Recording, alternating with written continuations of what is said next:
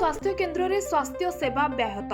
गजपति जिलार गारबंध प्राथमिक स्वास्थ्य केन्द्र रे स्वास्थ्य सेवा व्याहत होईछि। सेठारे ना डाक्टर ना फार्मासिस्ट केही भी नाहंती। एटी स्वास्थ्य केन्द्र अधीन रे गोसाणी ब्लॉक रो सबरा, लावण्यगढ़, गारबंध, बडकतुरु, घोरणी और रायगढ़ ब्लॉक रो गंडाहाती परी 6 खंड पंचायत रो ग्रामवासी निर्भर करिथांती। किंतु दुखर विषय चरम अवहेला जोगु एही पंचायत रो लोके अधिक खर्चांत होई निकटस्थ आंध्र प्रदेश रो श्रीकाकुलम, विशाखापट्टनम जीवाकू बाध्य होइथांती। नियमित डाक्तर और फार्मासिस्ट अभावरू प्राय अधिकांश समय एही स्वास्थ्य केन्द्र ताला पड़िथाय। एभली जंत्रणार कुप्रभाव सहिबा असह्य होई गलानी। जड़े रोगी को ऑटोरे बुहाई अणा जाइथिबा बेले चिकित्सालय रे ताला पड़िथिबार देखि खर्चांत होई तांकु दूर मेडिकल को चिकित्सा पई निया जाइथिला। तेणु गाराबंध पंचायत सरपंच पी अशोक कुमार लिखित दरखास्त रे उपरिस्थ अधिकारी को जणाइछंती।